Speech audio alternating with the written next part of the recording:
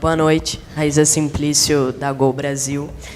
Tite, eu queria que você falasse um pouquinho sobre uma percepção que eu tive, especialmente nesse jogo, uma dificuldade do Flamengo, no primeiro tempo, especialmente, de finalizar. Né? Os jogadores, inclusive, procuraram muito o Pedro na bola aérea, tiveram alguma dificuldade. Queria que você falasse um pouquinho sobre isso, se foi algo que você também identificou. E por quê, né? O Flamengo tem o De La Cruz, o Arrascaeta, o Gerson, jogadores muito criativos, mas sofreu um pouquinho com isso, especialmente no primeiro tempo. No transcurso todo do jogo, a gente fez a iniciação e a construção média com boa qualidade. No primeiro tempo, faltou um pouco mais de objetividade e finalização, sim. Não com jogadas de bola aérea, mas jogadas de combinação com Pedro, ou no pivô, e de infiltrações. Segundo tempo, continuou botando volume, teve as oportunidades, teve as infiltrações, teve as finalizações, aumentou o número de finalizações no segundo tempo. E também vê-se que o adversário tirava a infiltração e bloqueava também essas infiltrações no primeiro tempo. Então, olhando sob as duas óticas, tu não vai fazer sempre. E é um processo de evolução também da equipe. Nesse último terço, nesse terço final, na jogada de combinação, do cruzamento, da melhor escolha, da finalização também. Oi, Tite. Boa noite, Sérgio Lobo. Vou talvez te perguntar, porque foi o primeiro jogo do Maracanã, né, nesse campeonato carioca. Choveu muito antes do jogo. E eu queria saber a sua opinião e se você já teve um feedback dos teus jogadores sobre como é que estava o estado do gramado, principalmente naquele gol que foi defendido, no caso, pelo goleiro do Vasco no segundo tempo. A percepção que eu tenho, ela é só minha. Não falei com os atletas, não.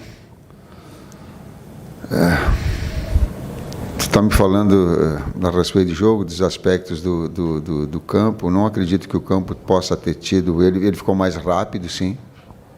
É sempre uma bola mais rápida. Eu estou relutando para falar que a bola é dura. A bola, oxi, Maria, é difícil.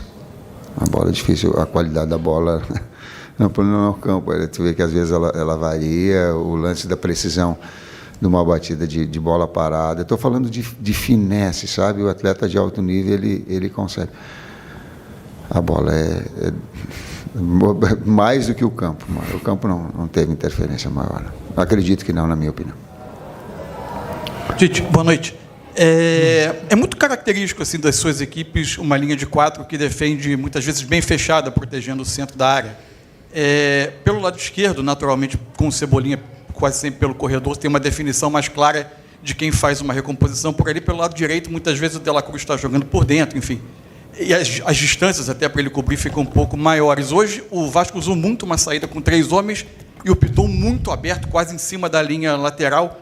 E a gente percebia que, muitas vezes, ele recebia essa bola com uma distância longa para o Wesley chegar nele. E, muitas vezes, o Wesley estava atraído para dentro por alguns dos atacantes do Vasco que ficavam entre lateral e zagueiro do Flamengo. Foi difícil, a parte mais difícil do jogo hoje foi defender a largura do campo. E essa definição de recomposição, por vezes, pela direita, é uma questão com essa movimentação quase sempre do De La Cruz por dentro?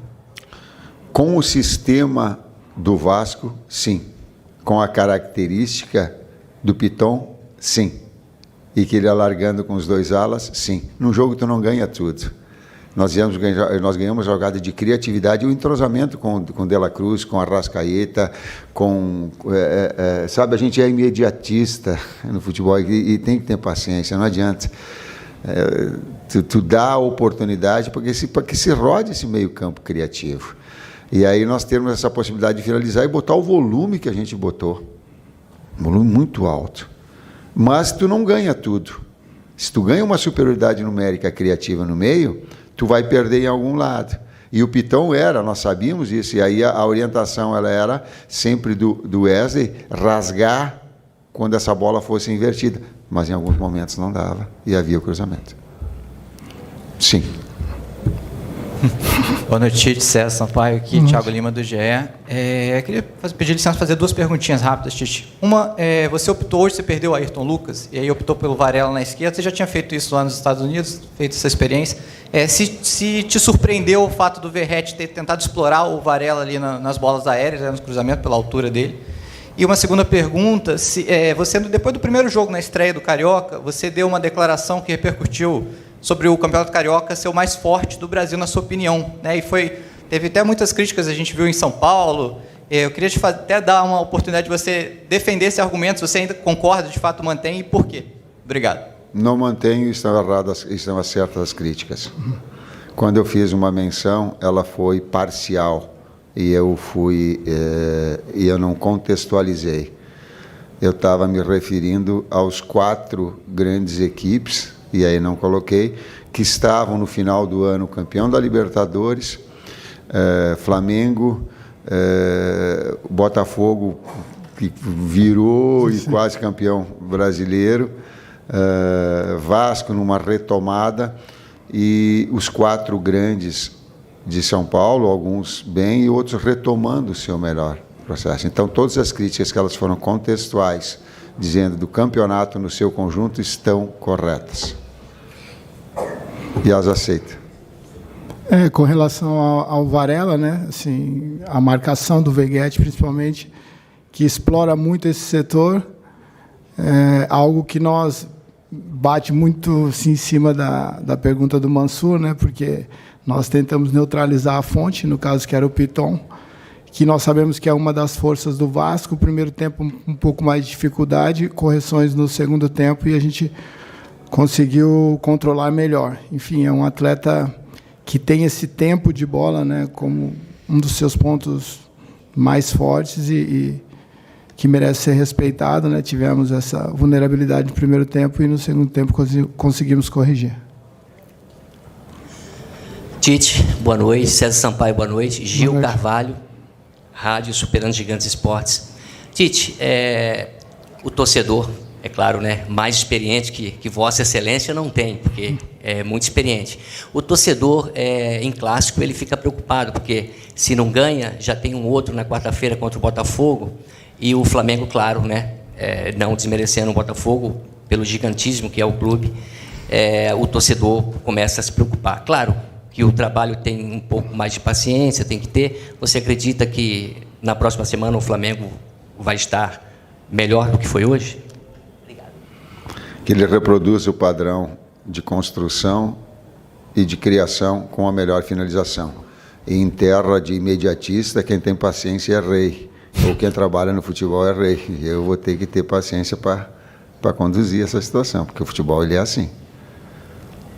Boa noite, Tite. Boa noite, César. Tudo bem? Cidão Marinho da Litoral News. Tite, a gente tem visto um movimento a respeito dos campeonatos estaduais, e há uma incerteza para as próximas temporadas, porque, por exemplo, no ano que vem vai ter o estadual, mas aí tem uma Copa do Mundo de clubes, Flamengo, Fluminense e Palmeiras já estão confirmados, o calendário vai ficar muito apertado. E aí uma solução para melhorar o calendário seria retirar o campeonato estadual.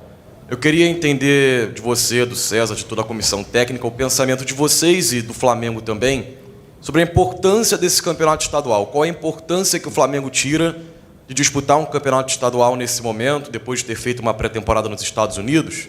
Isso me permite uma segunda pergunta. A gente viu também uma torcida mista hoje no estádio, né? Flamengo e Vasco. A gente tem visto pelo Brasil vários locais, vários estados não liberando essa torcida mista, tendo torcida única. Em certo momento do segundo tempo teve até uma disputa entre a torcida do Vasco e do Flamengo, mas na voz, nada de violência. Qual a importância pro futebol de ter essa torcida mista presente no estádio, melhor dizendo, coisa que a gente só tem visto em poucos estados do Brasil? Obrigado. Vou pegar essa segunda parte e falar aquilo que eu sinto. Exemplar. E tomara que não tenha ali fora tido problema de agressão. Cara, o futebol tem outra dimensão. O futebol tem outra dimensão de espetáculo. Eu não sou... Eu volto a dizer, eu não sou puritano, não sou... Não. Eu só tento conduzir as coisas naquilo que eu acredito, no caminho daquilo que eu acredito ser o bem. Tem que ser assim, cara. Que bonito espetáculo das duas torcidas. E que ali fora não esteja uma situação cordial. Claro que eu, enquanto técnico, eu carrego comigo uma responsabilidade de dizer assim, tomara que a equipe jogue bem, vença, porque eu quero ver o torcedor feliz. Claro que nós levamos isso daí. Sim. Mas ter um respeito do outro lado, do outro trabalho, ele tem que ser, cara. Senão a gente fica numa sociedade que os seus valores, eles são... Né? Não dá para ser só... Não dá para ter Ministério Público, como já aconteceu comigo, pedir assim, por favor, não deem nenhuma declaração, porque vocês não sabem que nas esquinas ali, eles ficam armando, apontando para a morte. Eu já tive instrução disso. Eu digo, mas como? Então, o Ministério Público ter a necessidade de... Cara, não é assim. Prolonguei, mas ela se fazia importante por uma questão contextual. A outra parte, sério. Com relação ao calendário, né? Brasil, isso é um tema muito debatido. Entendo que... Acho que eu apareci num campeonato estadual, né? E a grande maioria dos atletas, né, tem essa oportunidade, e até dos clubes pequenos também. Entendo que é mais a gestão do número de jogos, né? A gente poderia fracionar um pouco mais para que equipes da Série A, Série B, que estão em Copa do Brasil, que então tem mais competições, pudessem ter um intervalo maior ou uma prévia para que depois entrasse, porque perde todo mundo, né? A gente, às vezes, perde atletas por lesões, enfim. É um tema complexo para eu te responder 100% aqui, mas, sim, acho que diminuir o número de jogos de equipes que têm várias competições durante o ano poderia amenizar isso. Mas o brilho do estadual é algo que a gente tem que preservar, a oportunidade de jogadores de times intermediários aparecerem para o Brasil e para o mundo hoje, com essa conexão, atletas, né? Então, todos. Então, o charme, eu acho, dos estaduais a gente tem que preservar. Tite, aqui à sua esquerda, a pergunta técnica.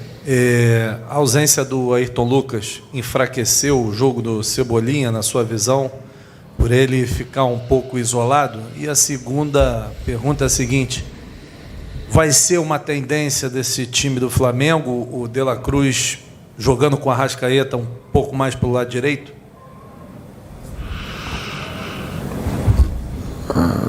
Teve uma crônica de um amigo do Fábio que colocou, que eu digo assim, que a bola fala, que o campo fala e a bola fala também. É um tempo para que essas situações se construam. Eu acredito que sim. Não só, mas uma liberdade criativa maior dos dois, né? Com o Gerson entrando e com o Eric. Esse quarteto, ele tem aí uma qualidade de passe impressionante. E volto a dizer, não é o imediatismo e achar. Esse processo, ele é evolutivo. Por não ter perna esquerda, o Varela, ela fica prejudicada uma ação mais rápida de passe pelo lado esquerdo. E é difícil para o Varela, é difícil pegar um cara destro e atravessar lá, de tu ter, numa construção de 2-3, para nós, a mesma naturalidade. É difícil, né? Então, agora, que haveria uma fluidez maior, uma velocidade maior no acional externo, se tivesse um jogador de perna esquerda, ou que o Varela tivesse a perna esquerda, para largar o campo, sim. Tite, César Sampaio, Mauro Santana, do canal Mauro Santana. Você mencionou, em resposta anterior, a questão do imediatismo no futebol e a necessidade de se ter paciência, mas a gente sabe que o torcedor é ansioso, que é o time jogando na ponta dos cascos, embora seja o 5º jogo dessa equipe na temporada. O quanto falta, na sua opinião, ainda para o Flamengo, e a que altura você acredita que o time pode estar mais próximo daquilo que você quer? E, César, muitas críticas foram com relação ao que apontaram como falta de intensidade do Flamengo ao longo da partida. Até que ponto isso é fruto ainda de um trabalho em evolução de início de temporada e também até que ponto é do mérito também do adversário que talvez não tenha deixado o Flamengo jogar? Bom, intensidade é meio relativo para mim, né? É um termo um pouco relativo. Nós, dentro do nosso modelo, entendo que fomos felizes, aquilo que a gente projetou aconteceu. Como o Tite disse, a gente conseguiu, dentro do modelo, levar a equipe até intermediária ofensiva e faltou terminar melhor, uma qualidade melhor nas finalizações, né, no último terço, nas assistências, e sabíamos que o Vasco tem essa bola parada ou em movimento, né, uma bola aérea difícil, e o contra-ataque também. Então, dentro daquilo que nós planejamos, as coisas aconteceram, e dentro desse processo, sim, usar mais a largura do campo na fase ofensiva, usar os dois lados também. Muitas vezes começamos e terminando por um lado que é oriundo aí de um início de temporada. Então, entendo nesse sentido, né? O time foi intenso, mas não conseguiu, né, transformar essa intensidade dentro do nosso modelo em oportunidades claras de gols e gol, né? Sendo que o Vasco teve 2 bolas que o Léo tirou, né? E nós tivemos a chance do pênalti, enfim.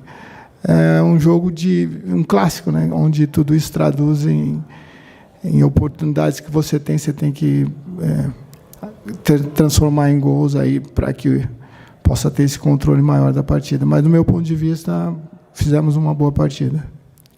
Desempenho igual a esse e evoluir. Esse é o processo. Qual é a evolução? Um número maior de finalizações precisas. Se fizer todo o controle, der 62% de posse de bola contra o adversário, iniciar com posse de bola, fazer uma criação a 2-3, ter as oportunidades que teve claras e ajustar. Se ele mantiver esse padrão e evoluir e tiver, poxa, eu vou ficar contente já na quarta-feira e na sequência também. Mas com a paciência que o técnico tem que ter. Eu compreendo todos os outros que daqui a pouco querem e têm a vontade de que as coisas já aconteçam de forma rápida, que já flua. Dessa paciência, dessa consciência a gente deve ter. Última pergunta aqui, professor. Professor, boa noite. Bruno Castanho, boa noite, César. Boa noite. O senhor falou, e agora o César também, né, falando da largura, e hoje o time concentrou muito o jogo por dentro, você falando, tentando se associar numa tabela, mas faltou um pouco mais de finalização, já que o Vasco tinha uma linha de 5, com mais 2 caras na frente, nas poucas oportunidades, um arremate de fora da área não poderia ser uma solução? Sim. E se me permite, já 2 coletivas que o senhor falou, sim, que o De La Cruz vem treinando como segundo homem e também como meia pelo lado direito, vindo para dentro. Na seleção uruguaia hoje ele é o cara centralizado, aquele cara que joga atrás do atacante. É uma possibilidade também para algum jogo, alguma situação do De La Cruz jogar nessa posição? Obrigado. De La Cruz, ele tem no tripé ou faz losango no meio campo, ele é um dos carrilheiros, eles são dos articuladores laterais. Eventualmente, no River, ele jogou como segundo, externo, como jogador não aberto, mas de flutuação e criação, que é como está também. Então, ele tem essa versatilidade, é um jogador versátil. Fez um belo jogo hoje. Fez um belo jogo.